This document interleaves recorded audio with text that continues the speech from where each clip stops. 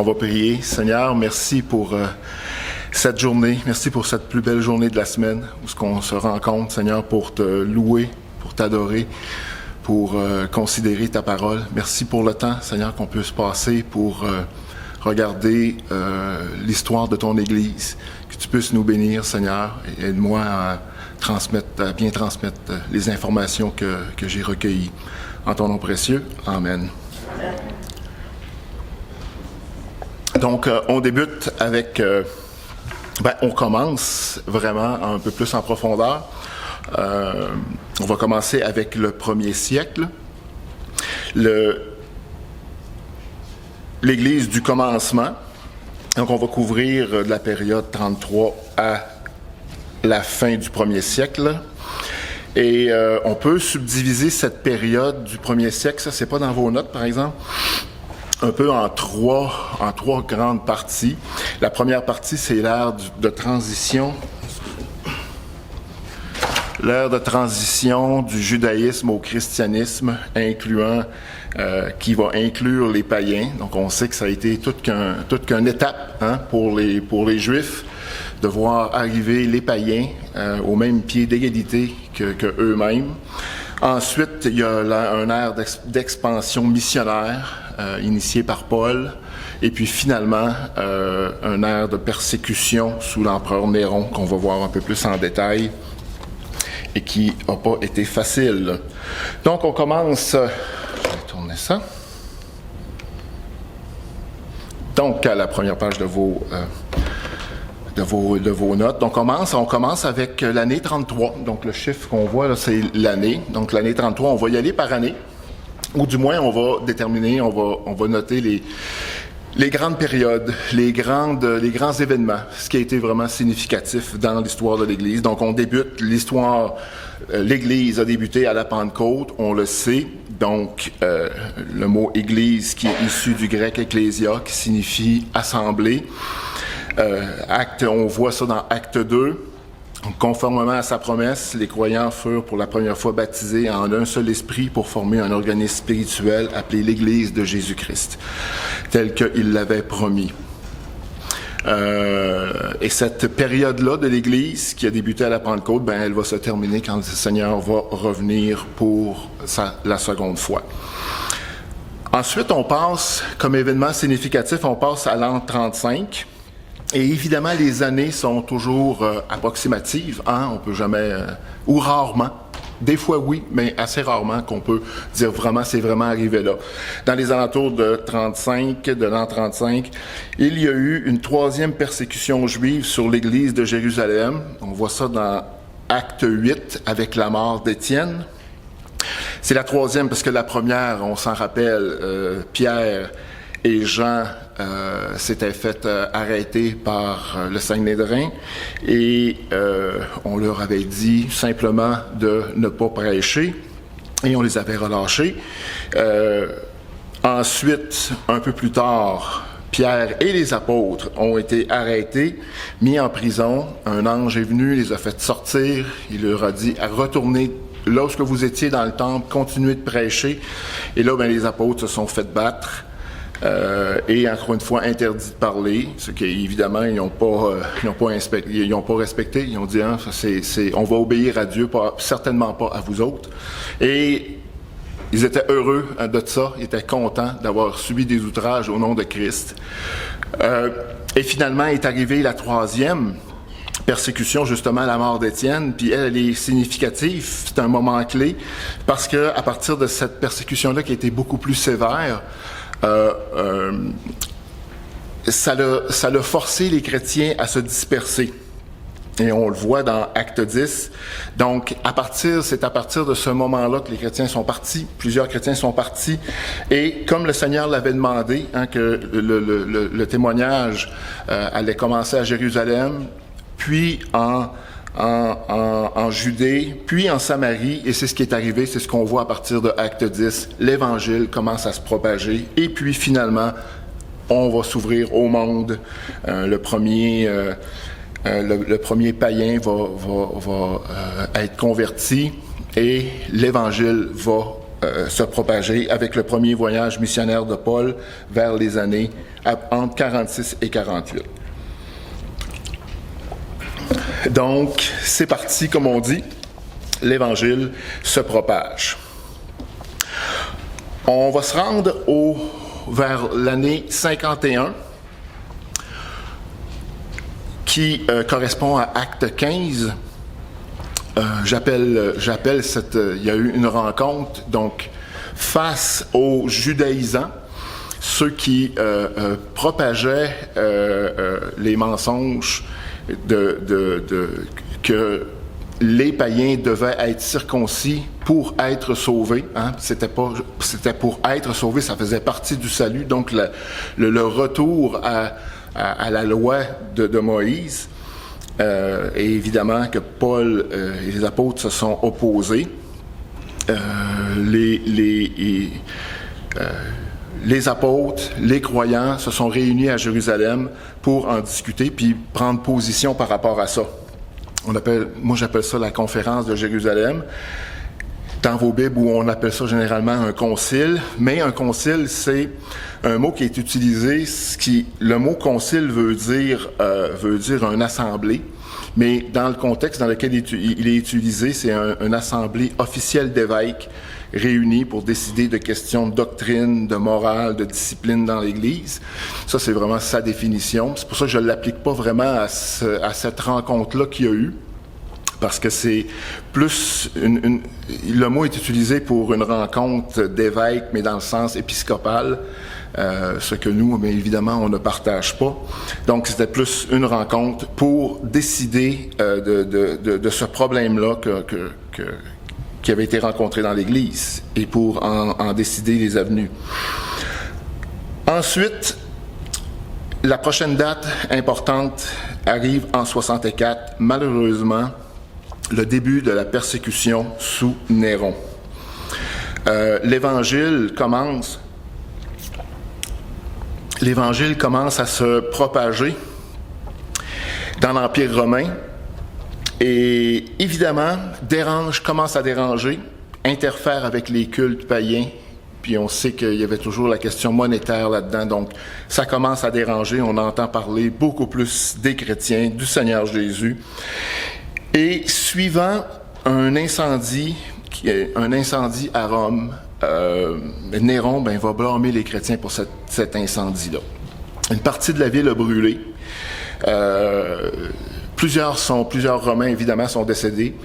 Et ça avait bouleversé la ville de Rome. Et on n'a pas de preuve, il n'y a pas de preuve historique que c'est Néron qui l'a allumé, mais il est blâmé. Plusieurs Romains vont le blâmer parce qu'il y avait déjà des plans de reconstruction qui étaient déjà faits. Donc, on peut penser qu'il avait pas mal ça dans la tête. Et lui-même aurait fait mettre le feu pour raser une partie de Rome qu'il n'aimait pas. Et pour, évidemment, éviter de prendre le blâme, il a blâmé les chrétiens pour cet incendie-là. Donc, à partir de ce moment-là, les croyants vont être littéralement ravagés. Plusieurs milliers de chrétiens vont trouver la mort, soit par les bêtes sauvages dans le Colisée de Rome, qui vont être crucifiés. Il y avait des centaines de croix, et c'était non-stop. On les remplaçait quand ils étaient morts, on en clouait d'autres. C'était non-stop. Plusieurs ont fini en torches humaines. On les attachait sur des poteaux, on les enduisait de poids de bitume, puis on les allumait. Puis c'est ce qui allumait là, les jardins de Néron, dit-on. Également les parcs à Rome. Plusieurs ont été décapités. Et à cette période-là, dans bien des cas, il n'y avait même pas le choix d'abdiquer. On va le voir plus tard, après une des politiques de persécution de Rome, ça va être la possibilité pour les chrétiens d'abdiquer. Mais avec Néron, il n'y en avait pas beaucoup. Donc, vraiment, le début d'une sombre période qui, malheureusement, va perdurer assez longtemps, là, à peu près 3 siècles. À cette période-là, vers 68, on apprend que par la tradition, par des écrits des pères de l'Église, que Barnabas a été brûlé à Chypre, Pierre, dans ces mêmes périodes, a été crucifié à Rome, et Paul, lui aussi, aurait été décapité à Rome également. Entre 68 et 100, les apôtres, dit-on, sont à peu près tous morts martyrs, on pense. On va le voir un peu plus tard, j'ai fait je vais vous présenter un tableau où on voit à peu près les possibilités là, de qu'est-ce qui s'est passé avec les apôtres. Mais, excepté Jean. Jean, on sait que Jean n'est pas mort martyr, il est mort vers l'année 100. Et pour justement l'histoire des apôtres, qu'est-ce qu'ils ont fait, où ils ont été et comment ils sont morts, on est très, très, très dépendant de la tradition. Eusèbe de Césarée, je vais vous en parler un peu plus tard, c'est quelqu'un de bien important parce que c'est un des premiers historiens chrétiens. Puis lui parle d'écrits qui auraient existé sur le lieu et la mort des apôtres. Puis il disait que c'était un livre qui était vraiment vénéré par les chrétiens, mais qui aurait été détruit durant la persécution en 303-310. On aurait pu ces écrits-là, même lui. Donc quand lui-même va écrire un livre, c'est ça, c'est à partir de d'autres traditions, puis à partir de d'autres écrits, de d'autres pères d'Église, mais il existait pas là, vraiment là, dans le premier siècle. Il n'existe plus du moins d'écrits qui parlent justement de où ont été les autres apôtres puis qu'est-ce qu'ils ont fait. Maintenant, on continue. Il ne faut pas que j'oublie de faire tourner ça comme ça. Ah, ils l'ont fait. Non, ben fin. Ouais, merci. OK, fait que là, vous pouvez y aller. Attends un peu, je vais y aller.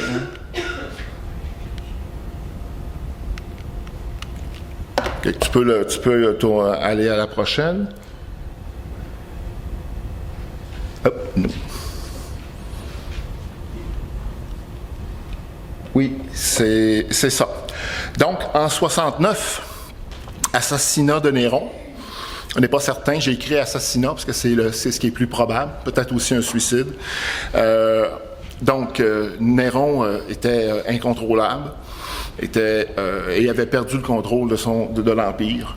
Les gouverneurs se sont révoltés contre lui. Le Sénat l'ont déclaré ennemi public. La garde prétorienne lui a été enlevée.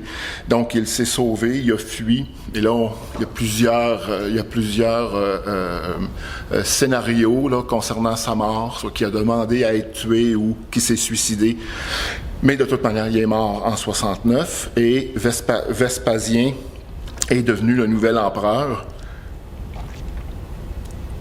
J'écrivais à Vespasien parce qu'en réalité, après la mort de Néron, il y en a eu 4 dans la même année qui sont tous fait assassiner. C'est une histoire assez... c'était une période où au niveau des empereurs romains, là, c'était... c'est ça. C'était assez compliqué. Il était fou. Il était complètement. Ceux qui étaient là, on voyait que c'était pas des c'était extrêmement difficile. Donc, Vespasien a finalement pris la tête de l'Empire romain.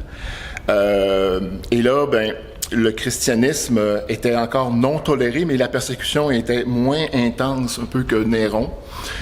Parce qu'il était extrêmement occupé avec plusieurs autres révoltes, des problèmes laissés par Néron. Il y en avait partout dans l'Empire, dont à Jérusalem, donc en Israël, durant cette période-là, vers 66, de 66 à 73, il y a eu la révolte des Juifs, qui s'est soldée par la destruction de Jérusalem. Ça, c'est une période qui a été bien documentée par l'historien Flavius Joseph, je pense que tu disais que tu avais les volumes. Donc, c'est une période là, que lui a écrit sur ces événements-là. Parce que lui-même était juif, il écrivait au sol des Romains, mais il était lui-même juif, donc c'était un sujet qui l'intéressait.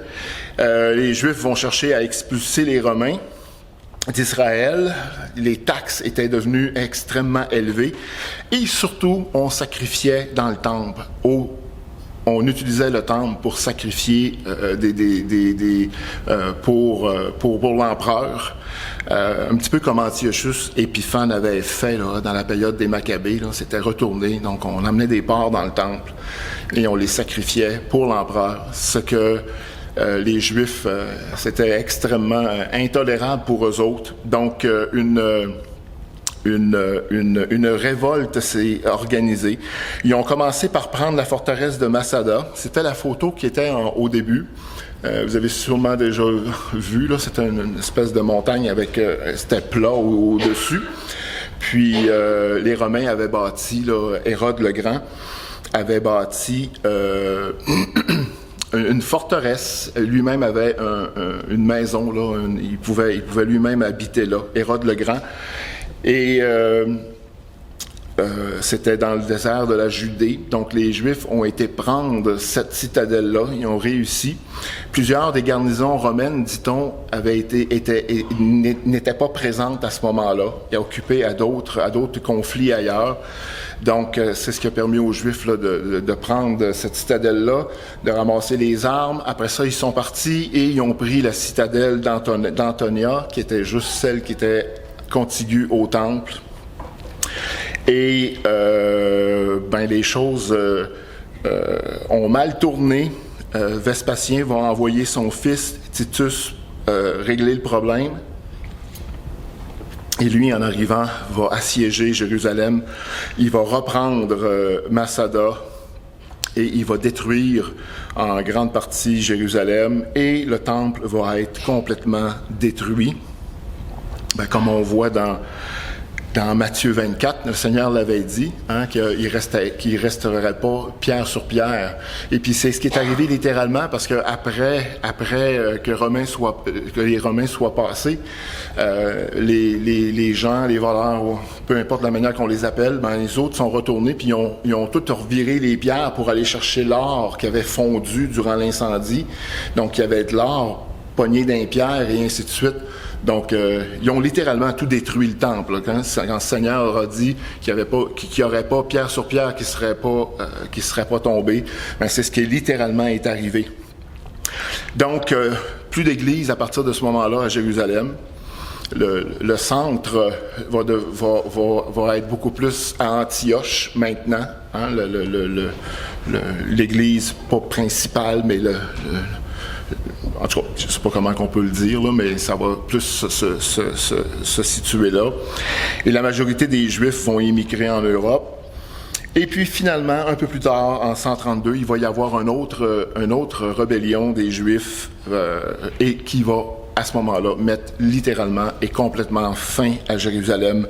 Il n'y aura plus de Juifs là, à partir de 132.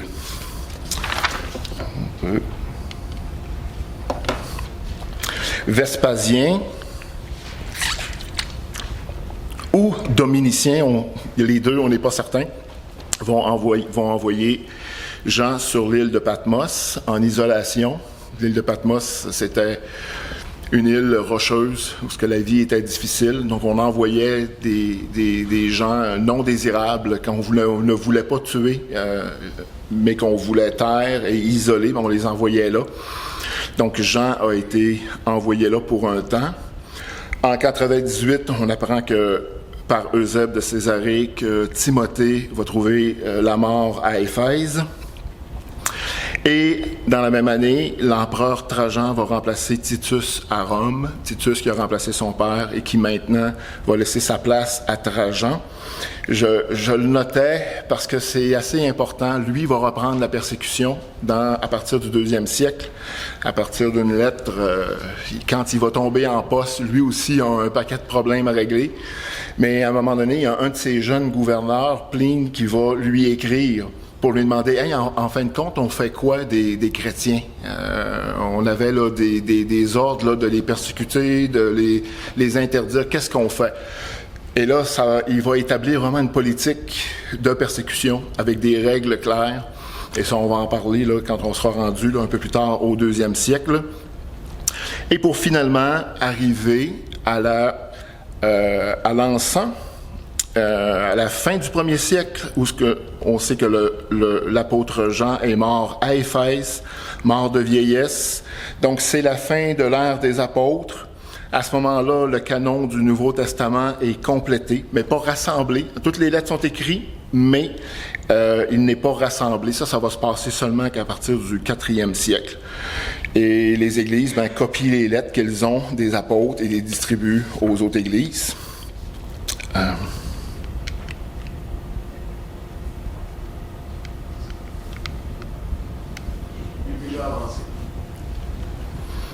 Oui, OK, parfait, merci. Je n'ai pas le réflexe de regarder ça, pas en tout. Faut que je l'ai là pourtant. L'apôtre Jean va jusqu'à la fin de sa vie combattre les hérésies. Parce que il n'y a pas seulement que l'Église n'a pas seulement des attaques externes, mais elle en a aussi des internes. Satan attaque sur les deux fronts. Et il va combattre donc les hérésies qui attaquent l'Église de l'intérieur. On a les comme hérésies qu'on rencontre puis qu'on connaît parce qu'elles sont documentées. On a évidemment les judaïsants qu'on parlait tantôt. En Acte 15, il a fallu qu'il y ait des mesures qui soient prises contre ces Juifs-là et que les chrétiens soient avertis. On voit également les Nicolaïtes, qu'on voit que Jean va mentionner dans Apocalypse chapitre 2, qui va dire qu'il haït leurs œuvres. Et avec les écrits des pères d'Église, ce qu'on connaît de ce groupe-là, c'était des cultes idolâtres chrétiens qui faisaient la promotion de l'impureté, donc des chrétiens qui vivaient libéralement, et qui avaient des pratiques sexuelles et qui en faisaient la promotion illicite. Donc ça, c'est pour les Nicolaïtes. Il y avait également Cérinthe qui s'était élevé, et eux faisaient la tournée des églises. Ces faux prophètes-là, c'est ce qu'ils faisaient, et ils envoyaient des lettres. On sait que beaucoup de correspondances étaient envoyées aux églises, et les églises s'en envoyaient entre elles, et c'était vraiment pas toujours des bonnes choses. Et donc, Cérinthe, lui, contestait l'inspiration de l'Ancien Testament et faisait la promotion de doctrines erronées sur la personne de Jésus. Donc, lui, il disait que l'homme ordinaire, Jésus était un homme ordinaire au début, et puis que sa divinité, donc le Christ, est descendu sur lui à son baptême, et juste avant la mort, il a quitté. Donc, c'était les doctrines qui propageaient dans l'Église. Il y avait également le docétisme. Le mot docétisme signifie sembler, paraître.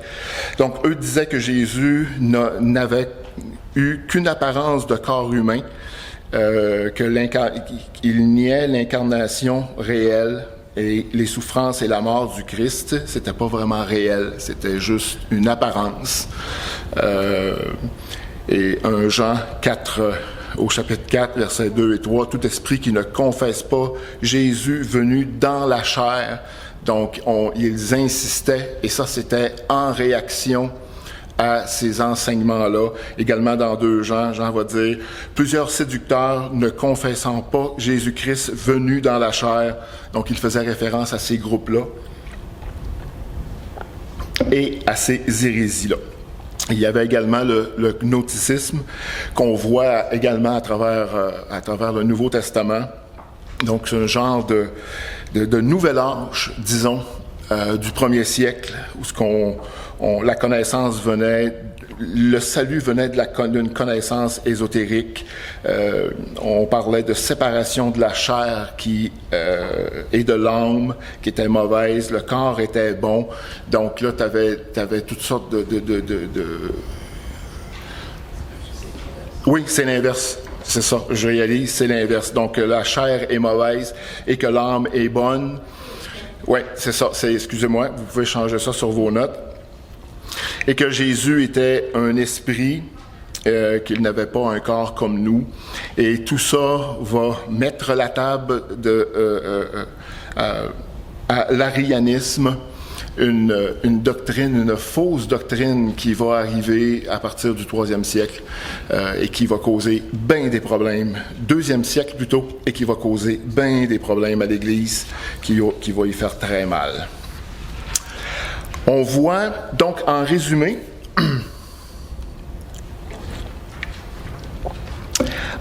on voit dans le 1er siècle la jeune Église du Seigneur durement frappée dès le commencement par de sévères persécutions externes et internes comme on a vu. Mais à travers tout ça, l'Évangile est prêché et à la fin du 1er siècle, il y a des églises à peu près partout, du moins dans l'Empire romain. Et ces églises-là sont en croissance. On aurait cru le contraire. On aurait cru que les gens se seraient sauvés du christianisme. C'est pas ce qui s'est passé.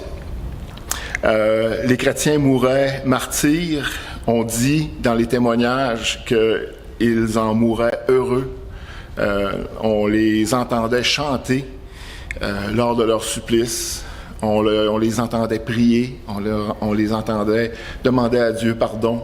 Pas pardon, mais de pardonner à ceux qui étaient en train de leur appliquer les supplices. Et on considérait que c'était un privilège de mourir et de souffrir pour le Seigneur. Et ça a été tout qu'un témoignage. Ça a été un témoignage puissant. Les gens regardaient ça, puis devaient se demander, mais c'est qui ça? Ce Jésus-là, pour que ces gens-là aient autant de conviction, pour que leur foi soit autant vivante, que même devant la souffrance, devant la mort, ils n'ont même pas peur, sont heureux. On dirait qu'ils le voient. On dirait que ils ont une espérance que rien peut faire taire.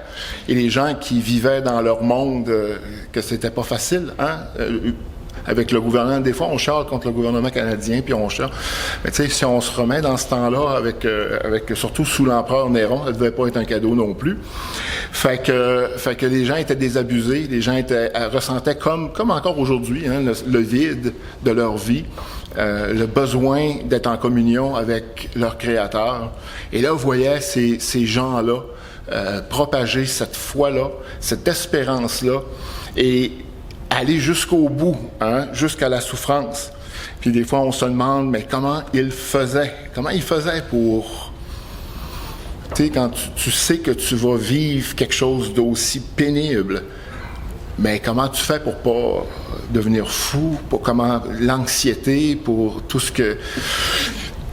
On peut tourner dans 1 Pierre. Pierre, au chapitre 5...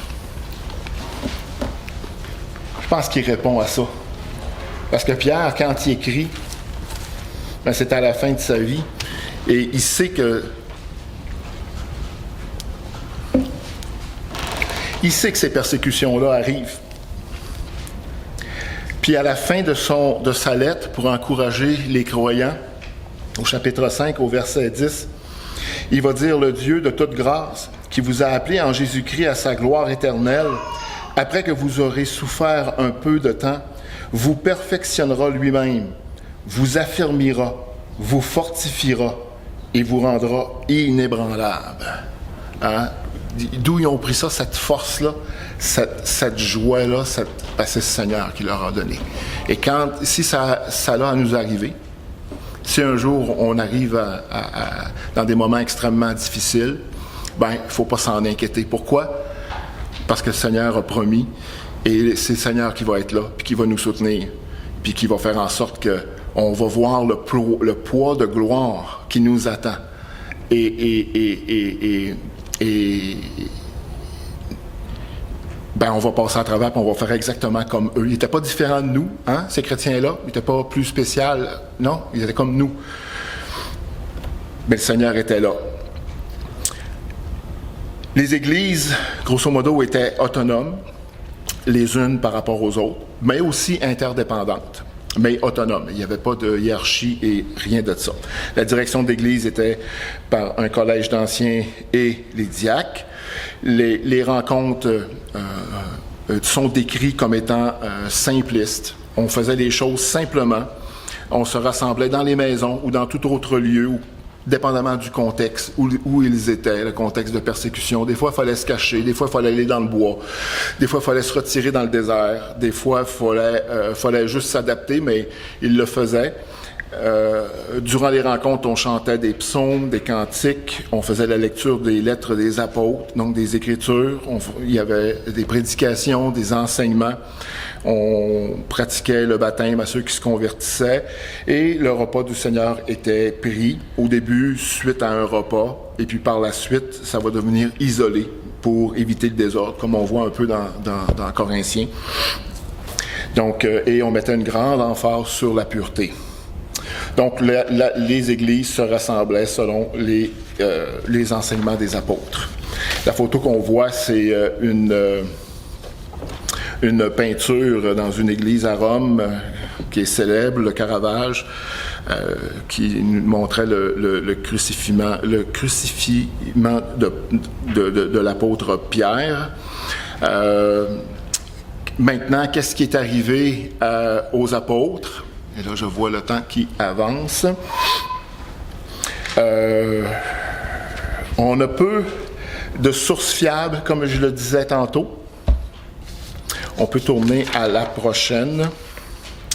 Je vais vous présenter 3 livres qui peuvent être intéressants pour essayer de cerner un peu qu'est-ce qui s'est passé avec les apôtres. Le premier que je trouve vraiment intéressant, c'est le livre After Acts, après le livre des Actes. Brian Lifting. Eh bien, comme je vous avais dit la semaine passée, c'est important de faire des recherches sur les auteurs. Hein. On ne peut pas juste prendre un livre puis prendre pour acquis que. Donc, lui, Brian Lifting, est un professeur de l'histoire de l'Église à la Rawlings School of Divinity, qui est une faculté de la théologie Liberty University à Virginie. On était voir, et puis c'est vraiment une université chrétienne. Il a étudié à Dallas Theological Seminary, donc on peut se fier sur lui. Lui a fait une analyse critique des traditions sur les apôtres. Donc, il y a beaucoup plus une approche scientifique, une étude de chaque citation dans les écrits des pères des Églises. Il a analysé les probabilités, des traditions également, la distance. Quand lui a dit ça, il était où par rapport à l'événement qui s'est passé, à quelle distance il était. Puis, ils ont tout mis ça ensemble pour, après ça, évaluer si c'était probable, si la tradition est probable ou non. Donc, c'est un livre intéressant à consulter. Un autre également, c'est celui de Eusèbe de Césarée, celui que je vous parlais tantôt. Donc, dans son livre qui est en 3 tomes, l'histoire ecclésiastique, qui existe, on a encore les textes. Lui, c'est vraiment le père de l'histoire de l'Église. Le premier a compilé systématiquement les traditions apostoliques à partir des sources patristiques. Donc ça, les sources patristiques, ça veut dire c'est les pères de l'Église. Origène, Clément d'Alexandrie, Clément de Rome et ainsi de suite. Donc tous ceux qui ont écrit proche de cette période-là. Donc, c'est encore une source vraiment, vraiment importante d'informations qu'on peut consulter. Et puis, John Fox, vous le connaissez sûrement, hein, son livre John Fox, The Books of Martyrs, le livre des martyrs qui a été écrit en 1563, donc ça fait quand même longtemps. Et il est quand même loin des événements là. Donc lui, il a fait une compilation des traditions médiévales et patristiques sur le martyre des chrétiens. Donc c'est intéressant également à consulter, de voir c'était quoi les traditions, qu'est-ce qu'on disait là de qu'est-ce qui s'était passé avec. Là, je vois que je n'aurai plus le temps. Dans vos notes, je vous ai placé un tableau. Donc, d'un côté, on a, vous avez le nom des apôtres, la date approximative de leur mort. les lieux qu'ils auraient évangélisés. Également, et là, vous avez qu'est-ce qu'en dit Eusèbe, John Fox et Brian Lifting. Donc, vous pourrez le consulter, voir un peu leurs conclusions, quelles étaient les traditions qu'eux vont rapporter. Et c'est intéressant après ça de voir Lifting, qu'est-ce que lui en tire comme conclusion. Et dans la majorité des cas, en fin de compte, on ne sait pas. Dans quelques cas, oui, on sait au niveau de Jacques. En Jacques, évidemment, il est dans Actes, au début des Actes, c'est le premier à mourir. Donc là, lui, on n'a pas de questions à se poser. Jean, on a vraiment une bonne idée. Parce qu'il y a eu beaucoup d'écrits. Pierre aussi, Paul aussi, mais malheureusement pour les autres, vraiment pas beaucoup. Donc, vous pourrez le regarder. Malheureusement, on est rendu à la période de questions avant la fin de notre matinée. Est-ce qu'il y a des questions?